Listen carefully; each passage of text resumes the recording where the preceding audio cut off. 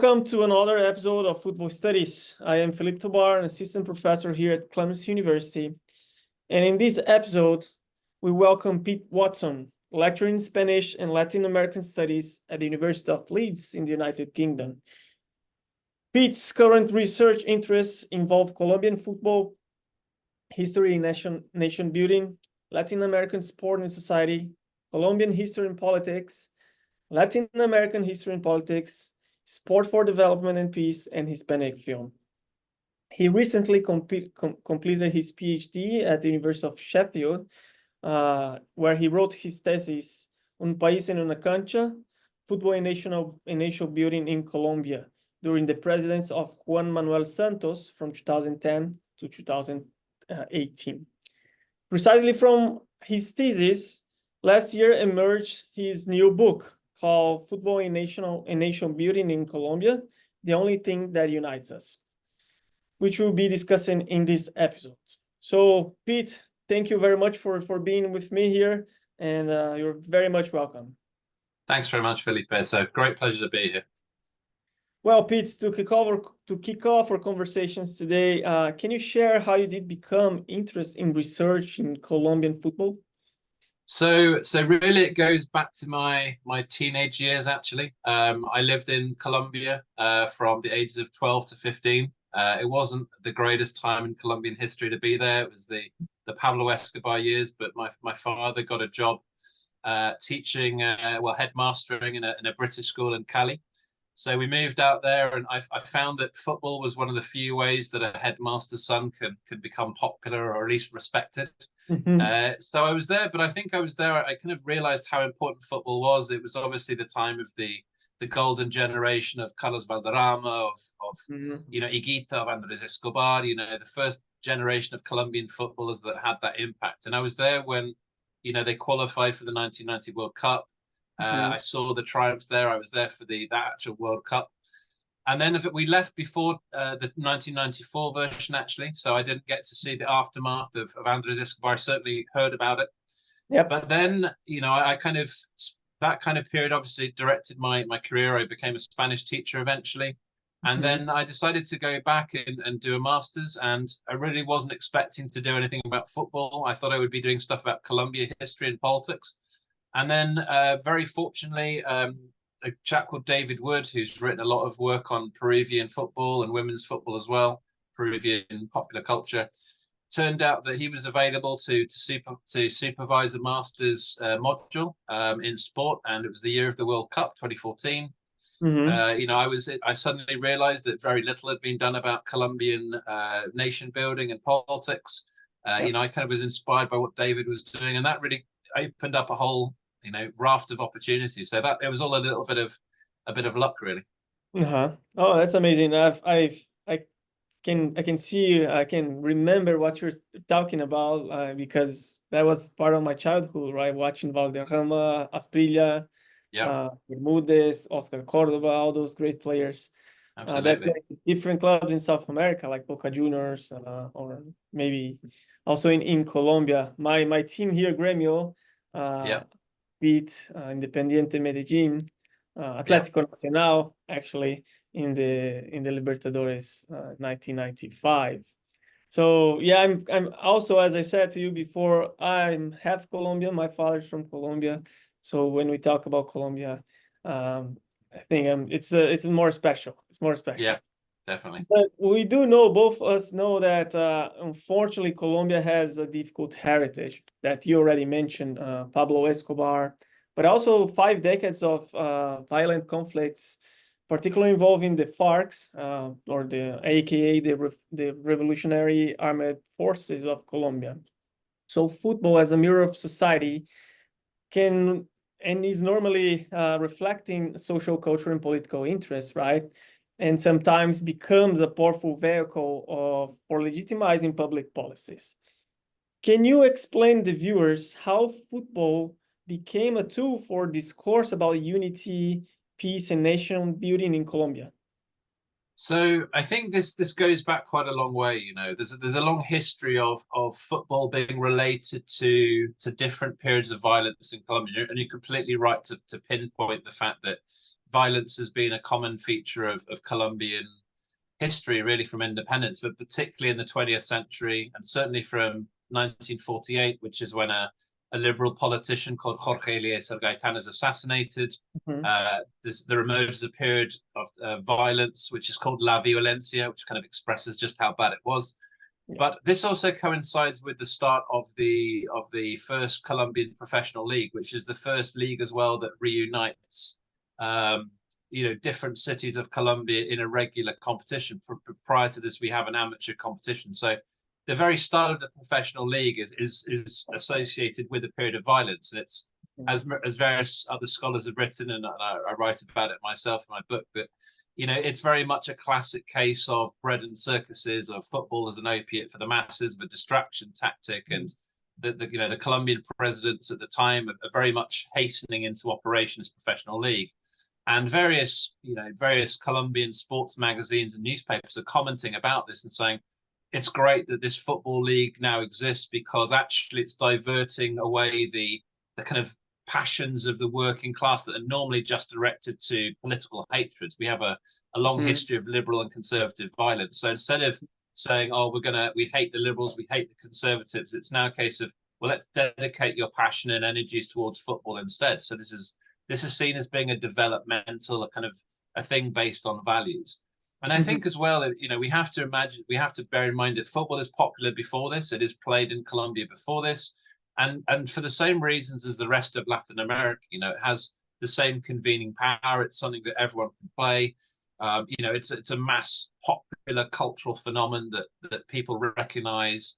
And therefore it creates unity, it creates identities, it creates these kind of micro, meso, and macro identities at different levels, which establishes the ways of people collecting together and maybe having a slightly different project, maybe overcoming these political barriers that might exist, or these racial barriers, or the class barriers that Colombia has. And you'll know obviously very well, but for the listeners, Colombia is often seen as being a country of two countries, really. You have lots of binaries. You have the rich and the poor, you have liberals and conservatives, you have the urban areas versus the regional areas, you have the center of Colombia versus the peripheries, you have legal Colombia against illegal Colombia, different religions. So all of these different disunities, I guess, are there very much prevalent. And football is positioned as a way, in a very basic way at the starting point, as being a way of mediating these.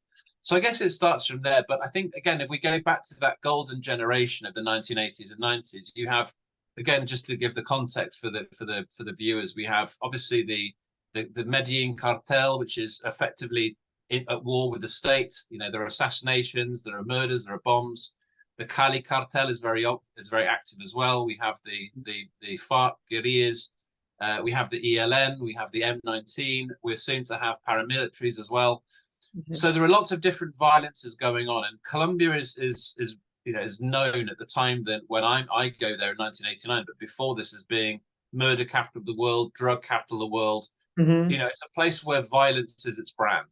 So suddenly, when this football team gets good, and starts playing attractive football, it becomes a way of saying, actually, this is something different. Let's kind of distract attention away from the bad things and focus on the good, and maybe this can be a door to the future. And we have President Cesar Gaviria, particularly after Colombia beat Argentina 5-0 in a very famous game, saying, this is suddenly the door to the future. These guys have shown us the way that Colombia can dream again and have a positive future. And, it's very much a fantasy utopian narrative, but it exists and people kind of believe it.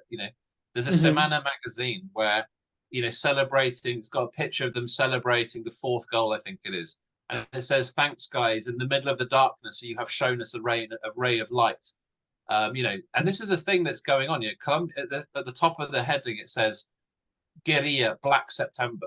So this is a country that has this darkness, this cloud of violence and sadness and misery. And suddenly football emerges as being having the potential at least to give something different, and people kind of cling to that, you know. So it starts from there, and we have, I think, another aspect that's really interesting is a film actually called Golpe de Estadio, which is by a guy called Sergio Cabrera, and it's a film from, I think, 1998, and it's basically about a small kind of rural town, and it's the kind of site of kind of violence between the FARC and the army who are trying to fight against them. And one way or another, the different televisions get destroyed. So there's only one television left in this area.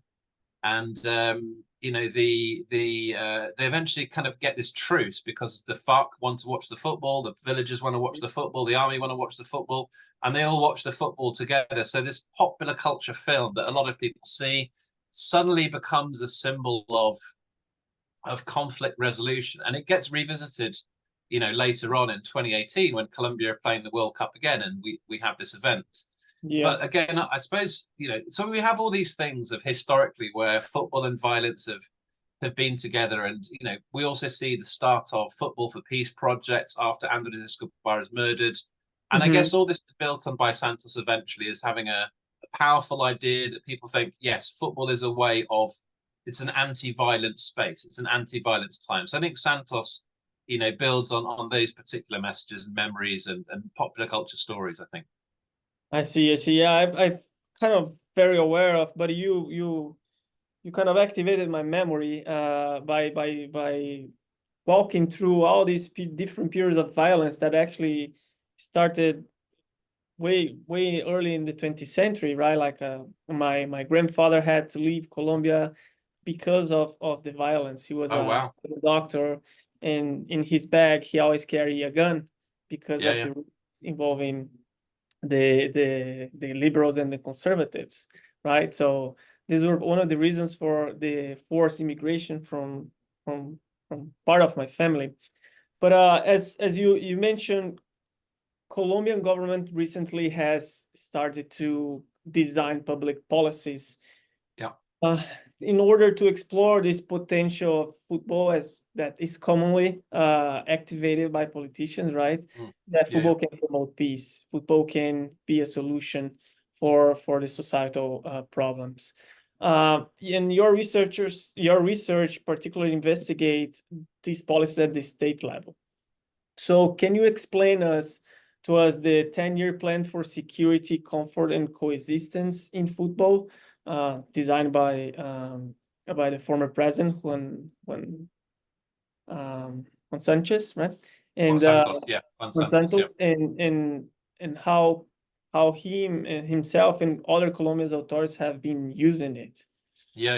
So this is seen as being a really important document, but I think it should really be seen as almost a really important potential document. You know, I think that many Colombians, you know, who look at these sporting public policies, a lot of the people who are involved with it, the fans and the people who design the public policy will have a sense of probable disappointment at it not being fulfilled. You know, I think that I can't remember which president talked about it. Maybe it was Gabriel Garcia Marquez at one point said that, you know, the Colombian constitutions are for the angels. You know, they look great on paper, but they have no bearing in reality, and they don't often get enacted. And unfortunately, this policy is quite similar, but it emerges in lots of really interesting ways. And it emerges, I think, really from some of the processes we've talked about. You know, I think that one of the first things it emerges from is that it emerges from existing methodologies for sport and development and peace that have been developed in Colombia. So, so this, I mean, after Andres Escobar is murdered in 1994, in Medellin, they started a project in some of the kind of poorer barrios and comunas to use football to try and get people away from joining the kind of combos, the gangs that are still present after Pablo Escobar has been murdered previously. And there's a German guy called Jürgen Griesbeck, and supported by people like Alejandro Arenas, and they start developing these methodologies to use football as a distracting device.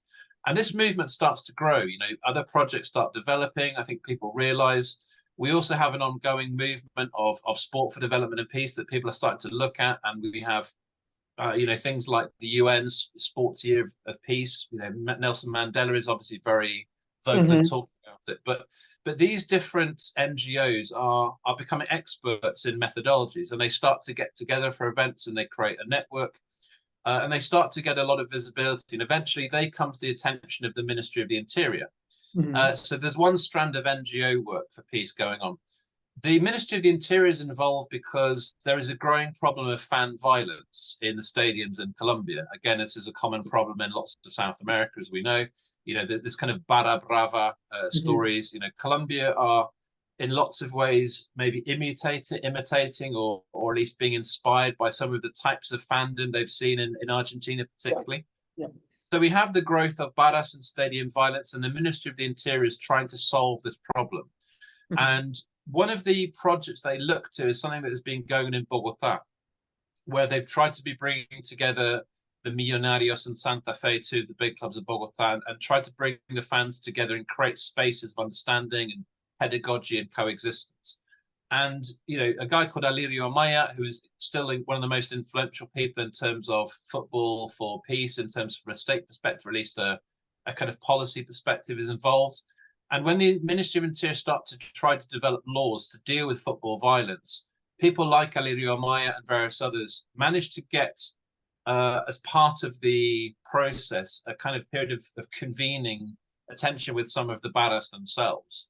So we have this gradual process of creating laws, but similarly, there is always an idea about it's for coexistence and prevention. It's not just punishment. Even though the more of the articles of these laws are geared towards punishment, there is always something that says we need to create spaces for working with the barras, working with fans to try and teach them better practices.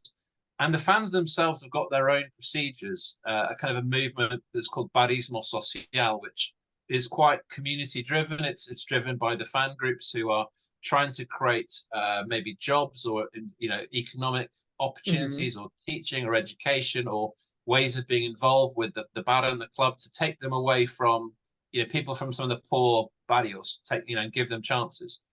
So all of these kind of movements are going on at the same time, and they coalesce when the Ministry of the Interior contact these NGOs. They reach out to some of the barras that all these people start to communicate. Coldeportes, which is then attached to, I think it's the Ministry of Culture or the Ministry of Education. I can't remember which way around they are at the moment, but they also have their own kind of projects that have been going on too. And the result really of all these consultations and ideas is the document, the public policy, the 10-year plan for security, comfort and peace and coexistence in Colombia, which is really like seen as a blueprint or a map of the kind of potential that Colombian football has as a generator of spaces for coexistence, but also of the kind of routes and methodologies that need to be taken, mostly at the professional game, but also at the recreational amateur level to use its potential. You know, they conduct a survey. It shows that 95% of people in Colombia think that football is either very important or important. It shows that 25% of people think that football is important for removing kids from violence and vice. So it shows all these interesting things.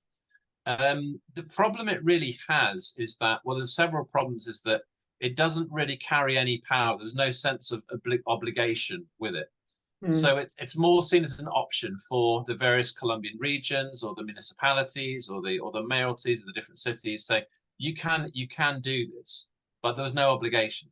And that becomes a problem because, you know, the different politicians of the turn will come in, you know, maybe they agree with it for a while, but then someone else comes in and they want to start their own project. So suddenly it disappears.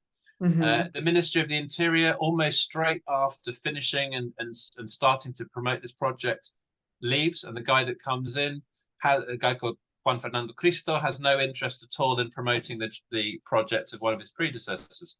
So he doesn't promote it to Santos, so Santos doesn't talk about it.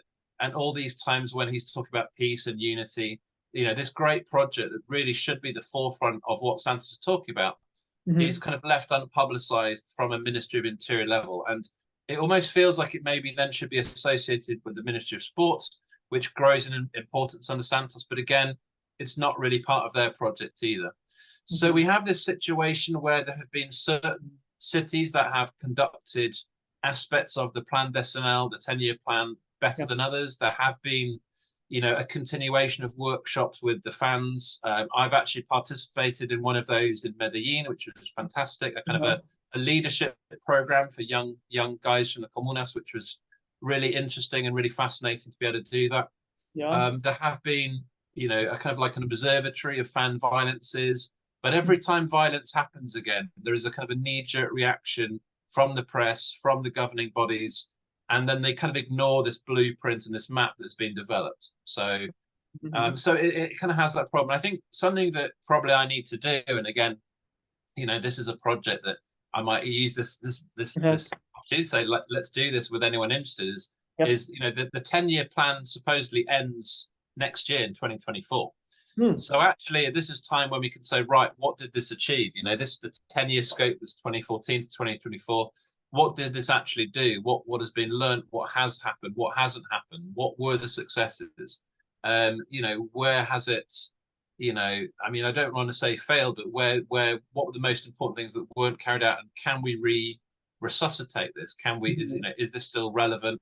And it is in lots of ways. I think it's got lots of it's got its own flaws. I mean, one of the aspects of it just doesn't contemplate women's football at professional level at all, or women's participation in sport. So I think that is a major problem of it. But in terms of a well-researched, a very, it has all the necessary groups that are involved. And I think it is an inspirational document for many other countries, potentially. You just have to have a sense of obligation, a budget, a ministry that is prepared to promote it, and the governing bodies who are prepared to, read the actual document. Because Alirio Amaya will tell you that there are people on various football security boards in different cities in Colombia who probably haven't read it. So I think that's where it stands. It's a very interesting, not a white elephant, but a fairly pale one, if you know what I mean. Yeah, I see. I have a follow-up question on that, Pete. How the football clubs, the most popular ones like Atlético Nacional, Millonarios, Santa Fe, Junior, how these clubs participated or not to secure the benefits of this 10-year plan? Can you share what you know about it? This is part of the problem. I mean, that representatives of clubs, former players, are part of the consultation process. They're involved to some extent. Part of the problem you have is that most of the Colombian clubs don't own their grounds. These are the grounds of the municipalities. So in lots of ways, the stadium security and the stadium experience becomes the responsibility of the city, of the town, rather than the club. I mean, there are only a couple that have that responsibility. Deportivo Cali is one. So that is a part of the problem. I think that also, Colombian football is not particularly economically strong. I think that in lots of ways, they don't see the policing of the stadiums, the security of the stadiums, to be their issue. They see that as an issue for the civic authorities or the institutions rather than the clubs themselves. Yeah. The relationships with fan groups, obviously, a lot of the fan groups are often responsible for the violence, and some clubs have better relationships with their fan groups than others, but they're often very turbulent. I mean, Atlético Nacional, for example, and their main Barra, the Los del Sur, had a very public falling out, I think, end of last year and this year, which led to various kind of violence and stadium pitch invasions. I think even 4 representatives of the Barra were arrested recently. So you have these problems as well, is that where there is cooperation between Barras and the club, there is potential for things to function. But again, when things change, if some accidents happen, then a lot of press pressure, sponsors pressure starts to come on, and other priorities come up. So I think that's a problem. It's more, the clubs, I think, do not see it as much as their responsibility as maybe they need to. Some of them have a better kind of corporate social responsibility ethic, but many of the problems are social ones rather than footballing ones per se, that the football clubs feel that it's not their remit to deal with. And I think that's the issue. You have to have really a concerted process between, the municipalities, the alcaldías, the mayor's, office, the interior ministry, the sports ministry, the police, Yeah. You have to have all these bodies that are all coordinating and following the same kind of guidelines in order to implement it. And that requires a lot of will. And that's not always there in the way it needs to be. So I think that's the problem. That's where it's difficult. But like I say, where it has been implemented, certainly Medellin for a while, certainly Cali for a while. I think that Manizales, Cucuta, I think had processes of periods of time where it was certain things were happening. You do see benefits, and better relationships are built between fans and authorities in whatever authorities kind of way they might be. Yeah. I think one of the disappointments maybe is that the expertise of the NGOs that are involved were pretty much discarded very quickly afterwards. I remember talking to one of the leaders of the Tiempo de Juego NGOs, and he said that there was no communication between him and the Interior Ministry as soon as Juan Fernando Cristo arrives. It ends. And then they're kind of saying, okay, fine, we thought we had these channels of communication, but obviously not. So they go back and carry on with their own projects, doing their own thing. And I think that that's what you see. You have a climate where a lot of NGOs or bottom-up community projects are happening. Almost everywhere in Colombia has something like this. Even some of the FARC, after they demobilized, set up their own football schools for peace. Some of them, unfortunately, kind of failed due to COVID. They couldn't fund it, they couldn't host it, and the project ended. But there was a kind of a mushrooming of all these little football for peace type projects going around, and some businesses also have them. I think even the sponsors of Colombia, Bavaria, the kind of the brewery company, also has a Fundación Colombia. I think a Fundación Selección Colombia project that has a kind of a social aim. So I guess in lots of ways, even though we kind of maybe see it as a state responsibility to to maybe implement these things, there are a lot of things still going on nonetheless. And with the new government of Petro, the socialist government, how do you see that going? What is the direction now? I mean, it's something that, to be honest, I need to look at in a lot more detail. I mean, I think that recently I've been more focusing on women's football with obvious reasons in the last year. I think certainly that Petro is less adept than Santos, definitely, in realizing what sport can be used for and how you can speak about it. I think that something that I certainly found out under Santos, and I talk a lot about in my book, is the communication strategy. It very much is a strategy. He was someone that deliberately set out to talk about sport in the way they did. I interviewed his communications director, who was there for 7 years of his government when he was Ministry of the Interior as well. And he said, yeah, we knew that it was a source of good news. We were always going to speak about it. It was something that the opposition couldn't really criticize. When he said, oh, aren't Colombia doing well at football or cycling or athletics? They couldn't say, no, we're not. Blah, blah. So, and it was a way of getting a discourse across that was very consistent. They did it in a very deliberate way. Petro, certainly when he speaks about sport, is much more sporadic and much more of a reactionary. And I don't think he has a key communication strategy in place. When he talks about the national team, there are no hashtags, for example, which Santos always used, or his communication team always used, to kind of connect with the ongoing message of whatever the hashtag of that particular campaign was, whether it was Unidos por un país, united for a country, or un país en una cancha, one country on a pitch, or una hinchada, un solo país, or whatever, one fan group, one country. Petro just writes, well done, I'm really happy. And that's kind of where it ends. So I think that's a problem. I think what has been more of a important process, though, is the kind of the social and community sport projects that come from the sports ministry. I think those kind of projects are still continuing, that are not just focusing on elite level sport, but more mass participation and the social benefits of sport. And there are various projects that the Foreign Office are also involved with, the Health Office, the various victims organizations. So I think that we can see that those type of things are continuing, although maybe not in as articulated way as would be ideal. I don't think that Petro has a particular sporting nationalism project that is functioning. That he has also lost his first sports minister, Maria Isabel Urrutia, the former gold medalist weightlifter. Mm-hmm. was there for a year and left. So there's been a discontinuity there as well. So I think we're waiting to see, if Petro has got this savviness of realizing a potential source of at least symbolic power and being able to promote more visibly any activities that are going on or continue to go on that maybe even predated his presidency. So far, I think that that's Yeah. not something he has made very visible.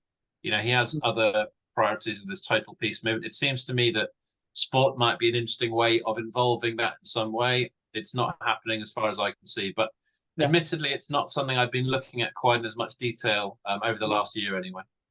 Interesting. I know you already mentioned that you have also covered other periods in Colombian football and society.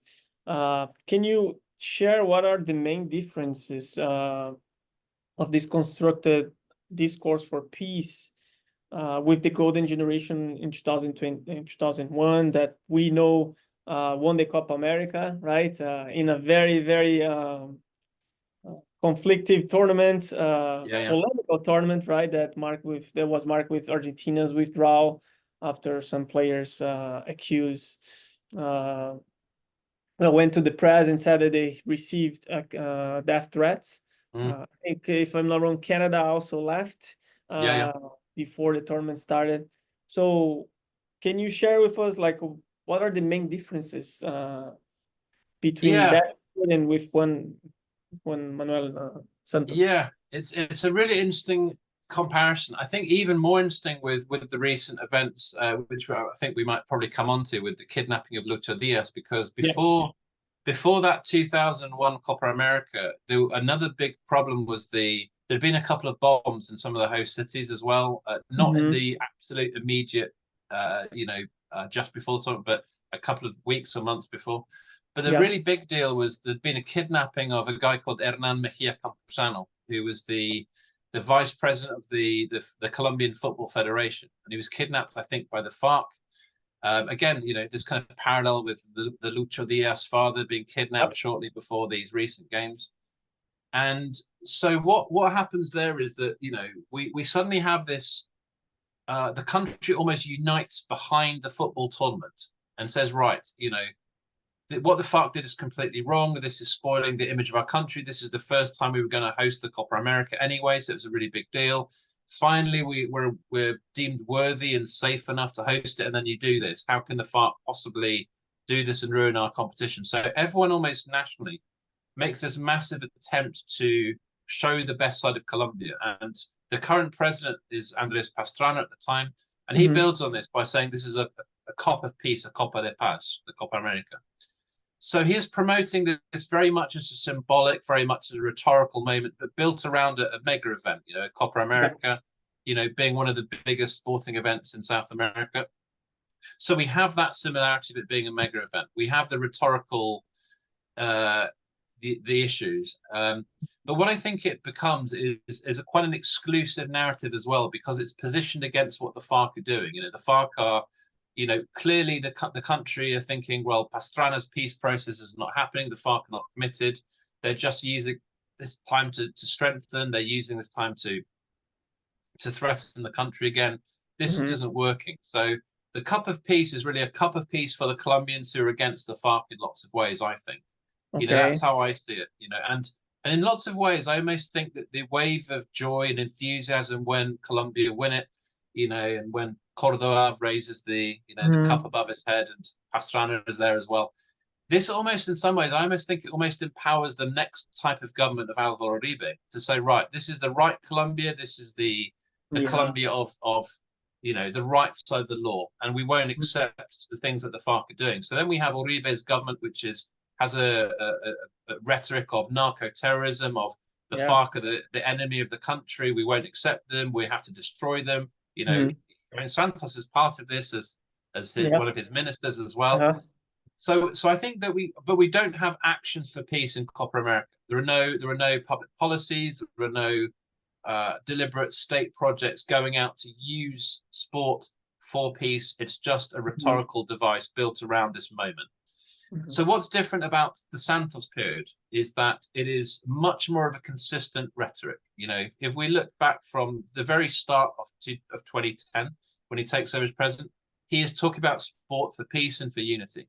There are something like 99 speeches that almost entirely focus on sport and the values of sport and sport as unity. So whereas Pastrana talks about it while the Copa America is going on, and most politicians do, you know, that's the only time they talk about it. Santos is talking about it, you know, throughout his, you know, in something like, what is it, 12, 15 times a year. He has landmark speeches where he's talking about sport for peace, sport for unity, the national team as our ambassadors, the values of sport, how football can be a unifying device, how it can give us a new future, how it makes us one sole country. And so there's that's why, sorry, Pete, that's why like the Selección starts wearing white. Yeah. I asked about this. So this is for the 2016 Copa America Centenario, the centenary version, and I asked his communications director and said, you know, what did Santos feel when the national team said they wore white, you know, the sign of the color of peace? And this is the year that the plebiscite is going to be there to ratify the peace deal. And the communications director said, well, he didn't know. Apparently, he didn't tell them to do it, but he was delighted when he found out. You know. I see. So that was an interesting thing. Yeah, it was a very convenient moment, but it was another kind of very visible sign. But you have a huge regular Twitter messaging service. And again, this is different from Petro because the Santos communications team produce, and Santos is probably involved as well, but you know, they use the same language. They use hashtags. They use emojis. They use pictures. They use videos. They have inspiring music. So it's much more of an aesthetic, collective experience of the messaging. You know, it connects with other messages that are going on as well, and it's coordinated. So I think that's important. I think the other thing as well that makes it different is that it's supported by these actions, like the potentially at least the 10-year plan, but also with plans like Colombian, which is a football for peace methodology that the youth administrative department is using alongside UNICEF to promote peace. Coldeportes has got various projects going on as well, so peace is being used, football is being used actively there, and there is a certain amount of public awareness of that. And so I think that's different, but I think also, and again, finally on this point about what's different, is that it's also very inclusive rhetoric. So previously, whereas you know Pastrana is almost ignoring the FARC, ignoring the ELN, they're the enemies, they're national enemies. The Santos rhetoric, not from the very start, but increasingly from 2014 onwards, starts saying the FARC are part of the national team. It's only one country, and they're part of our fan group. You know, there are some very famous speeches that I quote in my book where you know he welcomes them in. He says, "You too are fans of the national team." And that's a really different thing from what Alvaro Uribe's government said. It's different from Pastrana said. It's a complete change in saying we bring them in. There's an advert as well by the Ministry of Defense with, and they have soldiers and police and famous Colombians and normal Colombians from all over the country, and they're patting an empty seat next to them. And they say, "Guerrillero, you know, guerrilla, come and enjoy the World Cup with us. Come and I'm saving you a seat. Come and sit next to me. How are you going to miss this World Cup? I know you're a fan. You're a Colombian like me. Come and watch it." So the rhetoric really shifts. It becomes much more of a come back in, welcome in, instead of a you're the worst bit of our country. We want nothing to do with you. You're the reason we have these kind of problems, basically. Interesting. And well, most of my studies involves museums and stadium tours, and I wonder if maybe I don't know if the Colombian Federation has a museum, or I assume it has, at least inside the venue, inside the headquarters, but also the other football clubs like Millonarios and the biggest ones, whether or not they talk about this process in Colombian society that eventually affect them and the national team, right? Sometimes from my studies shows that football clubs tries to marginalize those difficult pasts, but that's definitely something that would caught my interest by listening to you, because there's clearly this change in position, in an official position, right, of the FARC's being enemies, responsible for the conflicts, and now being gradually incorporated into only one nation Mm. and kind of overcoming the issues of the past. So that is kind of fascinating. Yeah, definitely. So you have pointed out that the discourses for nation building, for peace, always revolve around the La Selección, the national men's team, right? Why women's football, which is probably one of the top 10 in the world, right? Like, has done a superb job in the World Cup in New Zealand and Australia. Why they're not part of these public policies or Yeah, I these? mean, you're absolutely right. It's the great it's the obvious invisibility for a long time. I think that things have changed in the last year to some extent with the Mhm. fact that the women's team has certainly gained this position. And I think Yeah, obviously you mentioned the Women's World Cup where they, get to the quarterfinals, but I think you can look back at the whole year before that yep. to the fact that the men's team failed to qualify for Qatar, and suddenly there is an absence of the sporting national narrative for nation. It's not a thing they can talk about because they're not there. They're not at Yep. the mega event. They're invisible. There is a void. Hmm. And for the last since Santos, there has been a constant rhetoric. Uribe did Ivan Duque, Santos' successor, also talked a lot about football in a Hmm. slightly different way, but he certainly did. But Hmm. when you don't qualify, you can't talk about it. So what do you talk about? And what happens from July onwards is that there is a Copa America Femenina, a women's World Copa America in Yep. July, and it's hosted in Colombia. And the national Hmm. team does really well. They get to the final. They lose to Brazil 1-0. But 28,000 people are there. It's held in Bucaramanga, which in itself is interesting because it's probably the sixth or seventh biggest city in Colombia. It's not the biggest football cities. So it's interesting that the Women's World Cup, the Women's Copa America final is held there and not in Barranquilla or Bogota or Yeah. Cali, for example. Interestingly, now Cali is really pushing to be the center of women's football because it realizes there is more of a prestige. But Hmm. but anyway, so that they do very well, and suddenly the national team, but the women's team can be a source of pride. Yeah. Then the under-20 team gets the quarterfinals of their World Cup, which is good. They lose to Brazil as well. No real disgrace, disappointing, but at least Hmm. it's been an honourable tournament. A World Cup quarterfinal is good. But Yeah. then the under-17s get to the final of their World Cup, led by Linda Caicedo, who is 17. She has already been the star of the Copa America at 17, wins the Golden Ball Award, scores, I think, the second most amount of goals. And Linda Caicedo is also good in the under-20s, but in the under-17s, they get to the final. They Hmm. lose to Spain in the final, but suddenly they become this incredible. This is the best that any Colombian team has ever done at the global stage, football-wise, in the final, Hmm. of the World Cup, Yeah. and nearly winning. So suddenly there is this.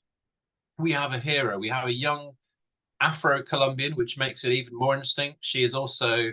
eventually a survivor of ovarian cancer, so she has that obstacle hero narrative. Hmm. Very interestingly, she has a girlfriend and is quite public with that. And again, Oh, really? this the conservative elements of Colombian press normally don't like this, but this is really Yep. never a problem. I haven't seen anyone say, "Oh, we have this is appalling that we have a lesbian Uh-huh. superstar now." It's interesting how that kind of rhetoric has gone. But Yeah. because the men's team have done nothing of note, the women's team suddenly becomes very important. And Hmm. then they do well in the World Cup as well. Linda Caicedo scores the brilliant goal against Germany. Yeah. It felt a lot of ways like the 1990 game against West Germany that Colombia draw 1-1 with the Rincon goal in the last minute. It's like a Hmm. Hmm. pivotal moment. That was a massive memory for the nation when Rincon scored that goal. Yeah. This feels even bigger because it's the women, it's overcoming a historical marginalization. They Mm. beat Germany, they don't just draw, they beat them. Yeah. Everyone remembers it. The goal has just been voted the best goal of the Women's World Cup. Yeah. So now I think you start to have this potential. I think the problem has been Santos certainly never used and never spoke about the women anywhere near as much as he should have done or could have done. They do get to the World Cup twice in his tenure. The first time they lose in the first round, the second time they get through to the second round before losing. Mm. So there was the potential, but he doesn't really use it. They're not seen as being visible enough, representative enough, important enough. And I Mhm. think another problem is that women's football, by its very nature, as having to suffer inequality, discrimination, a lack of visibility, a lack of fairness, a lack of money. Yeah. By their very nature, the things that they represent are the problems of institutionality. You know, they're saying we are here despite the state, despite the federation of the Colombian football. We are fighting for our chance. So it's almost like an anti-state narrative. They're almost visibilizing the problems. Mm-hmm.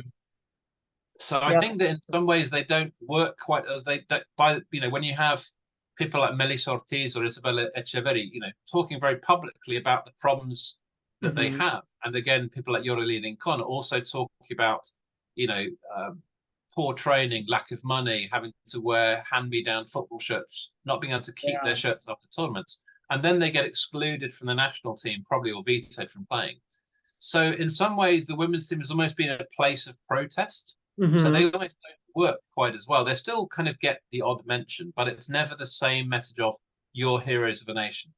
What's Yeah. interesting about Petro, when he does meet the under-17 team and the World Cup team after their successful World Cups at different levels, is that he doesn't necessarily talk about them in the same way as the men's team for Football for Nation, or the way that Santos talked about them. So I don't think Petro talks about the men's team as particularly a unifying device either, really. It's not a deliberate process. Mm-hmm.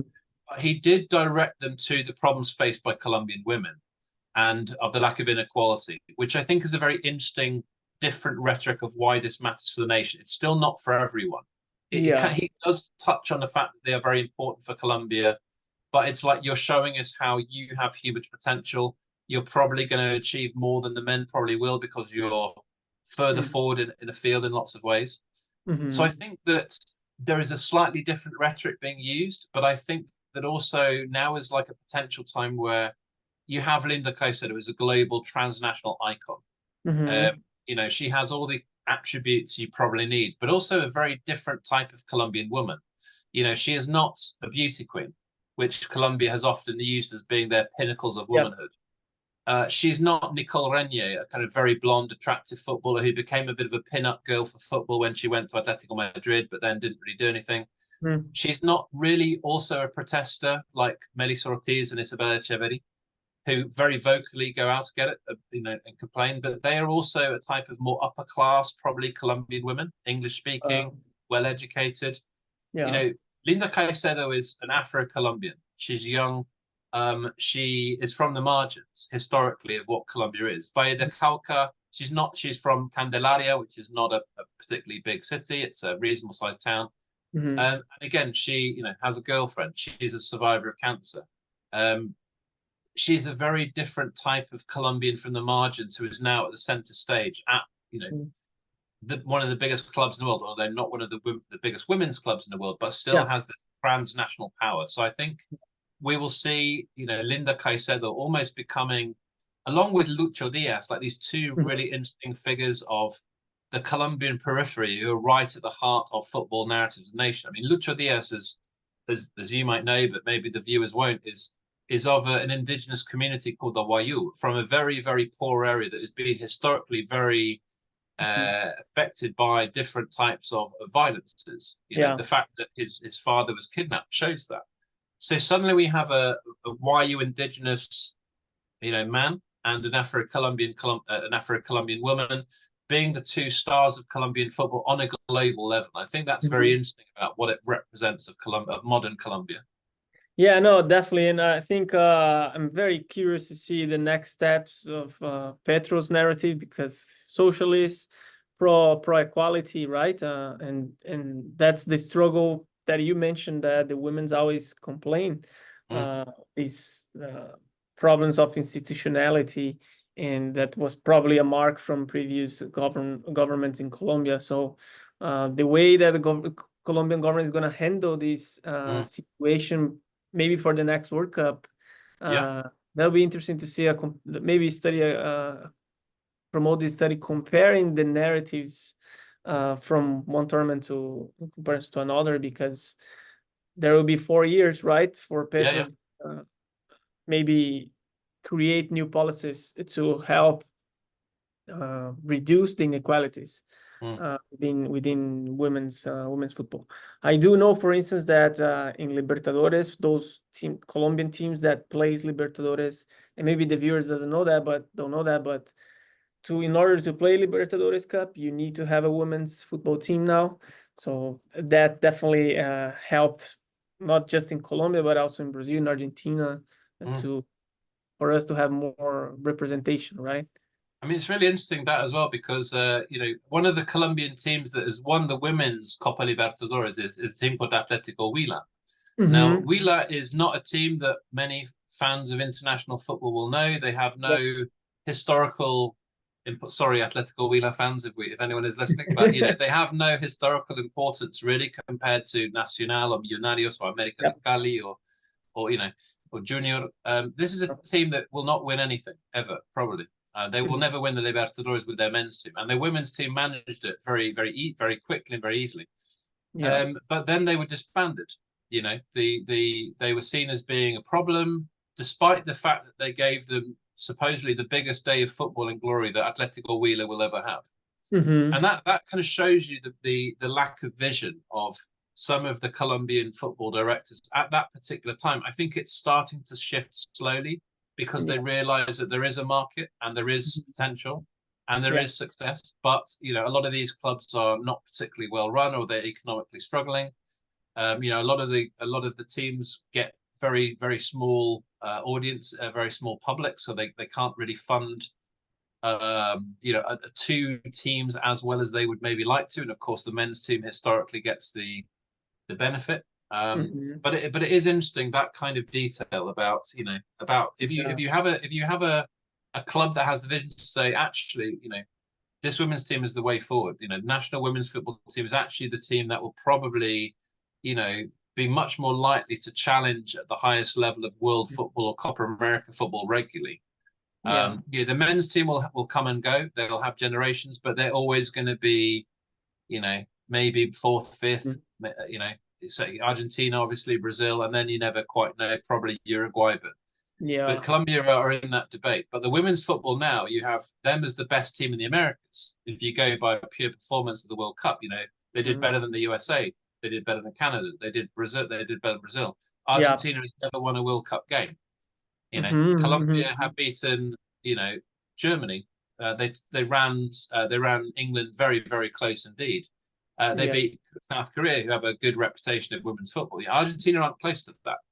Brazil look like they might be going backwards. So here is a huge opportunity for someone with a vision to say, let's put our money into this, and and the power that I think that has for the nation as well, potentially, and not just for Colombian women, but for the nation to have a source of pride, and success on a visible level. Now that we have the likes of Linda Caicedo, but also people like Mayra Ramirez. We have Jordan Caravalli is playing in Brighton now.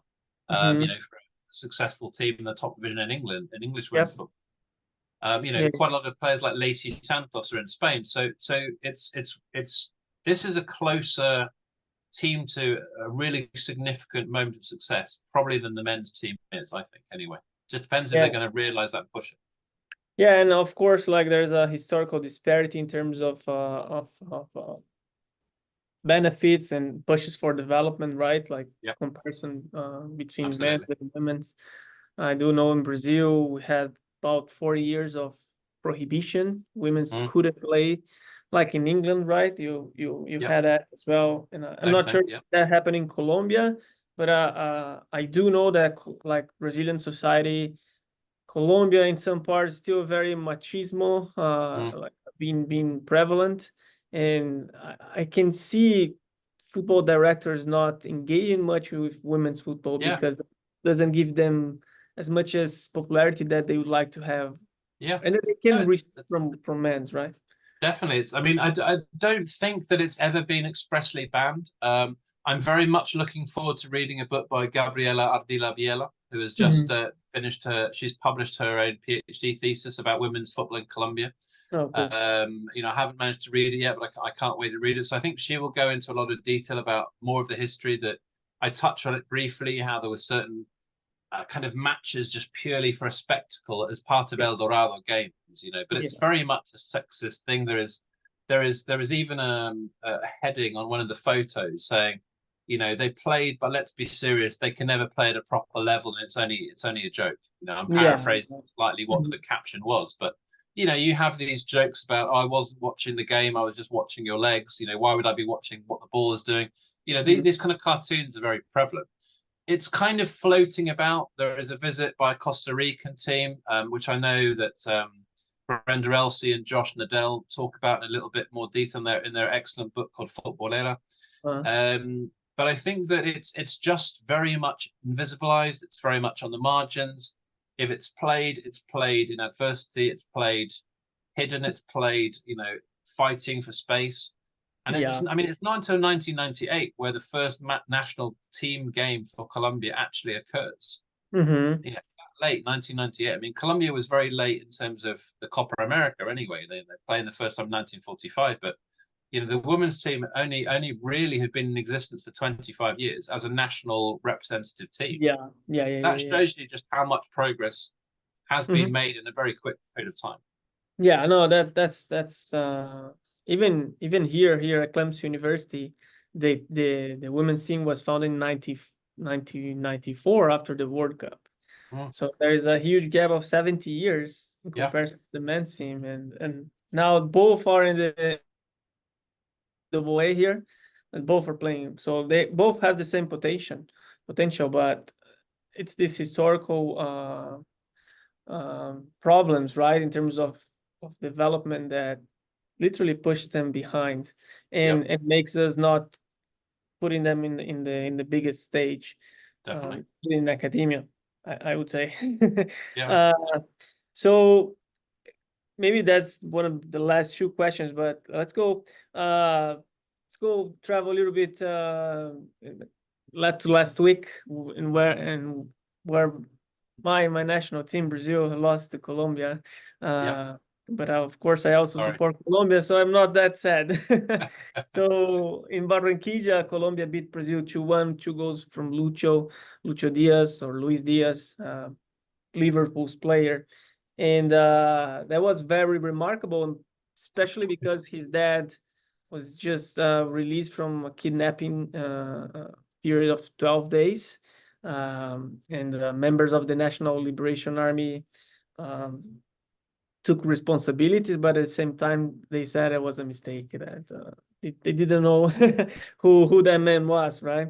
So I watched that game through Caracol, the broadcasting, probably the main broadcasting in Colombia regarding sports and politics.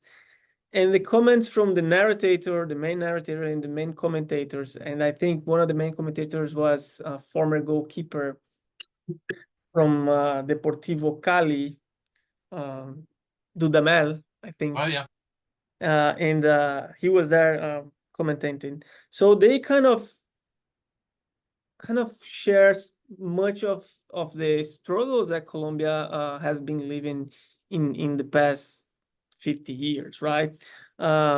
So for our discussion here, I'll ask your attention. So to what these two commentators and this narrator and commentator have said after Lucho's goal. So because I really want your opinion on that and your comments regarding how this represents Colombian struggle for freedom, right? So the first narrator said after Lucho Diaz goal that draws the game, well, the stadium erupts in a tremor of emotions to celebrate freedom, to celebrate that precious gift, the freedom of Lucho soars above, to celebrate that dream that makes us fly, this divine inspiration that appeared to celebrate on the field in every corner of Colombia. And then the commentator follow up saying, I'm left with that wonderful image, and that across all the world, like we all see Lucho Diaz's father celebrating, right? A symbol of freedom, the one that Colombia has been demanding for a long time for all the kidnapped. Mané, Lucho's father, celebrating the stands. It's not just Lucho, it's not just Mané. It's a multitude of Colombians who have lost the opportunity to be free. God has rewarded the freedom of a nation. And then after the second goal, kind of exploded the standard of Barranquilla. The narrator only said, Manuel, don't make me cry anymore. Manuel, because every tear is a plea against those villains who keep a multitude of Colombians kidnapped. So here we see these narrators accusing the FARCs as Alvo Uribe that you mentioned before, right? Kind of going back to the past. So the past is still not yet resolved, right?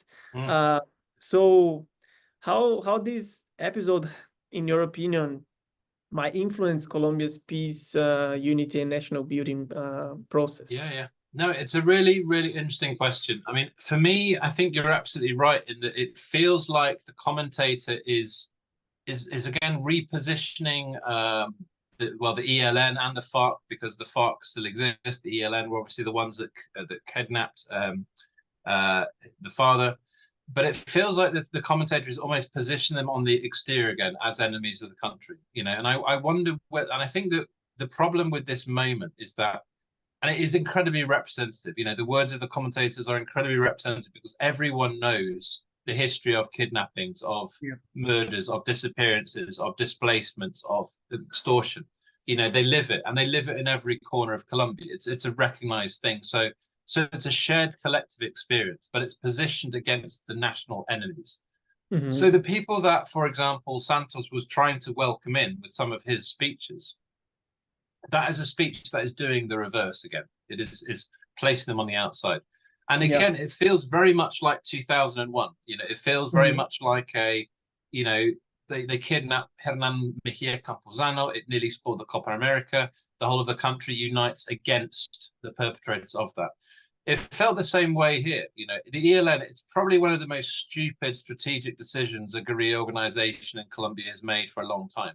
It has no sense. It's what it has done is completely weakened their position, not just on the negotiating table with the Gustavo Petro government. And again, for the listeners' benefit and watchers' benefit, Petro has a policy of total peace. So he's having negotiations with the ELN, with the two different types of FARC that now exist, because there are two different types of FARC now, with different criminal gangs. This is Petro's idea. So suddenly the ELN are weakened at this table because they have shown that they are committing criminal things against the average everyday people, and even against the hero of the nation. This is a criminal act. You know, this is not an act of war. And when the ELN come out and say, oh, we have to justify it because we need money and kidnapping, we have to, you know, this is how we have to do it because we're not involved in the drug trade. You know, people laughed at this. It was such a ridiculous attempt to justify this act that it even weakened them even more. So it weakens the ELN, but it also weakens Gustavo Petro, because it makes him see that your peace process is allowing these criminal acts to occur, you know. And I think there was an article in the Financial Times here in Britain that came out either today or yesterday. It is saying that under Petro and under this total peace and under the different periods of ceasefire, you know, there are more kidnappings. There apparently extortion has grown. So there is a narrative developing that this total peace is a weak moment that's allowing criminality once again to increase. And so Petro's own total peace project, which has been struggling this year, you know, the recent elections in Colombia were a disaster really for the Petro government. Very few of his party's representatives gained, you know, mayoral positions, for example. So I think that has also debilitated the Petro stance, and it's debilitated the ELN. If anything, it's really only strengthened the anti-peace movements in lots of ways. It feels like Alvaro Uribe, who's still a political force in Colombia, and his kind of, you know, very staunch, often anti-peace narratives are being empowered by this. They can say, you know, how are we, you know, negotiating with these people that are still kidnapping and trying to justify kidnapping as a variable thing. So it feels like, once again, football as a unifying device feels like it's unified almost towards the anti, you know, an anti-state message. It's kind of saying we're back to having these people who aren't part of our nation, who are compromising our ideals. You know, what I don't think is maybe happening quite as much is the level of quite the level of narcoterrorista rhetoric under Uribe, but he's not in power, but certainly that's there. So I think in lots of ways, this feels like a trip back 20 years or 22 years to before Copa America. It feels like a very similar kind of way that football has magnified it. I think that, the hope I kind of think is that it might even put more pressure on the FARC, the ELN, to stop those kind of acts, because it's been such a total failure. It's been a public relations disaster. That's the one scrap of hope that you have from this kind of act. You think, right, that they can't do that. They're almost under more pressure to relinquish that form of acting and relinquish what they're doing to show some good faith. Otherwise, I think that they're very much at risk of being, the thing kind of starting to collapse, and again, it's a very complex process. All these processes are happening in different parts of the country with different interests at stake. So, but I think there is, it certainly did shake, the kind of the peace process as it kind of stands, and it wasn't, it's in quite a fragile point of time anyway, I think. So that's how I read it, just based on what you see, Follow-up question on that, Pete. Would you consider this narrator and the commentator kind of doing an act of courage, in the sense that people are finally being vocal about the demobilization of FARC, something probably that didn't happen in 2001, right? Probably where the fear was much bigger, but now definitely we kind of start seeing in the main stage of Colombia, national television, a request for this demobilization and for a full stop and in the violence among Colombians. Yeah, it's I think you're absolutely right. I think it's one of those that it's difficult to know how you read it. I mean, what they're saying is we want freedom, we want the end of violence. And that certainly is an ongoing message. But I guess the difference here is, how is that peace and freedom to be obtained? What they're not really saying is, and now the ELN, this is a moment for you to come and negotiate properly. That's not part of that commentary. That's kind of not there. And equally, they're not all that, but they're also not saying, we should go and try to eradicate the ELN and go back to war and bomb the smithereens.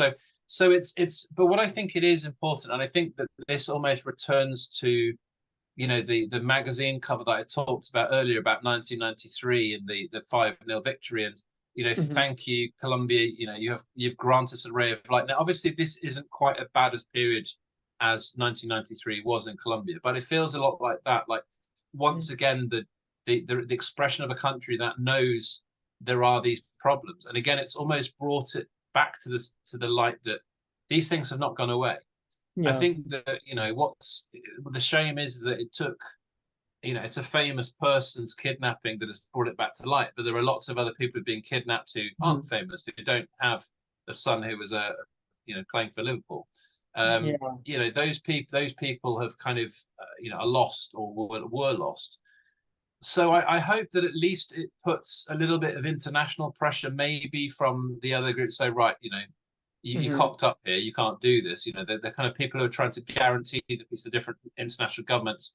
And I think it did reach presidential level, this incident. As far as I know, I think I saw an article where the governments of, I can't remember, it's Venezuela and I think maybe Cuba and Norway, I think, are involved with this current round of peace protests. I think we're intervening and putting pressure on the ELN to say, right, no, okay, this has got to stop. So I think that pressure from an international level, from a very presidential level, just shows you the impact of what a football kidnapping or a visible kidnapping of this nature can actually do, and how much power, we go back to the starting point again, don't we? Where we started, the power that a football against a violent process, and it just depends on the narrative and the discourse at the time about how that narrative is expressed and how it tends to be used. But I think that's very revealing in lots of ways. I think there is also an implicit call, kind of stop killing ourselves, stop killing our fellow Colombians.